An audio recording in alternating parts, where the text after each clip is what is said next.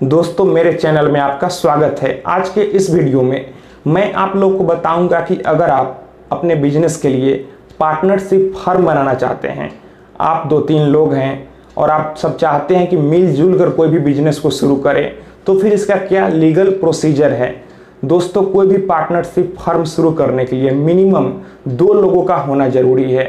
तो मैं मान लेता हूं अगर आप 2 दोस्त हैं या फिर कोई रिश्तेदारी हैं, जो भी हैं, अगर आप 2 लोग हैं और आप चाहते हैं कि आप पार्टनरशिप फर्म शुरू करें, दोनों मिलजुल कर कोई भी बिजनेस शुरू करें, तो फिर आपको इसके लिए सबसे पहले पार्टनरशिप डीड बनवाना होगा।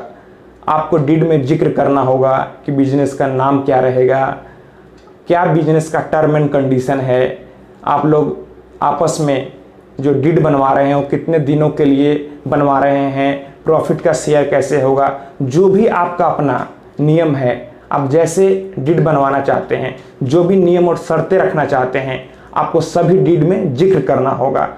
तो जैसे अगर आप बिहार से हैं तो यहाँ पर आपको 1000 रुपये के स्टाम्प पेपर पर पार्टनरशिप डीड बनवाना होता है। आप जिस भी राज्य से हैं और वहाँ का जो भी नियम है, आपको उतना का स्टाम्प पेपर पर डीड बनवाना होता है। जैसे कि बिहार में 1000 रुपये के स्टाम्प पर आपको पार्टनरशिप डीड बनवाना होता है, तभी उसका कोर्ट में वैल्यू है। तो अगर मान लेते हैं आप बिहार से ही हैं तो आपको 1000 रुपये के स्टाम्प पेपर पर पार्टनरशिप डीड बनवाना होगा।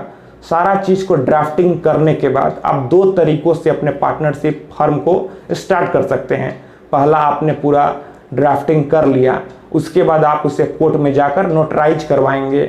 आपको दोनों पार्टनर का आधार, पैन, फोटो, ये सारे चीज़ों को देना पड़ता है। या फिर आप चाहें तो उसे रजिस्ट्री ऑफिस में जाकर उस डीड को रजिस्टर भी करवा सकते हैं। दोस्तों अगर आप चाहते हैं कि भविष्य में कोई भी दिक्कत ना हो, सारा चीज़ लीगल तरीके से मजबूत रहे, तो मेरे समझ से आपको रजिस्ट्री ऑफिस में उस पार्टनरशिप डीड को रजिस्टर करवा लेना चाहिए। या फिर आपको उतना नहीं करना है, आप सहूलियत चाहते हैं, तो फिर आप नोटराइज भी करा सकते हैं, इसका भी वैल्यू है। फिर उसके बाद पार्टनरशिप डीड बनने के बाद आपको उस डीड के आधार पर अपने पार्टनरशिप फर्म का एक पैन बनवाना होता है और आपको हर साल उस पैन के आधार पर, उस पैन नंबर से आपको अपने पार्टनरशिप फर्म का इनकम टैक्स रिटर्न भी फाइल करना होता है। तो पार्टनरशिप डीड बनवाकर और पैन बनाकर आप अपने बिजनेस को पूरे लीगल तरीके से शुरू कर सकते हैं। और अगर आप जीएसटी के दायरे में आते हैं या फिर जीएसटी नंबर लेना चाहते हैं तो आप जीएसटी नंबर भी ले सकते हैं और आप बैंक में करेंट अकाउंट भी खुलवा सकते हैं। और अगर आप बिहार शॉप एंड कमर्शियल या फिर आप जिस भी स्टेट से हैं वहाँ के शॉप एक्ट में आप अपने को रजिस्टर भी करवा सकते हैं। तो दोस्तों बस आप यूँ समझ लीजिए, कोई भी पार्टनरशिप फर्म शुरू करने के लिए पहले आपको पार्टनरशिप डीड बनवाना होता है। उसके बाद डीड बनने के बाद आप उस डीड को कोर्ट में नोटराइज भी करवा सकते हैं या फिर आप रजिस्ट्री ऑफिस में जाकर उसे रजिस्टर भी करवा सकते हैं। फिर पार्टनरशिप डीड बनने के बाद आपको पैन के लिए अप्लाई करना होता है। उसके बाद आप अगर जीएसटी नंबर लेना चाहते हैं तो जीएसटी नंबर ले सकते हैं, बैंक में करेंट अकाउंट खुलवा सकते हैं।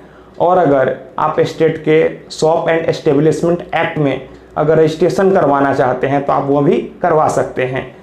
तो दोस्तों मैं आशा करता हूँ आपको यह वीडियो पसंद आई होगी। अगर आपको लगता है कि यह वीडियो आपके काम की है तो फिर आप इस वीडियो को अपने दोस्तों और रिश्तेदारों में भी शेयर करें।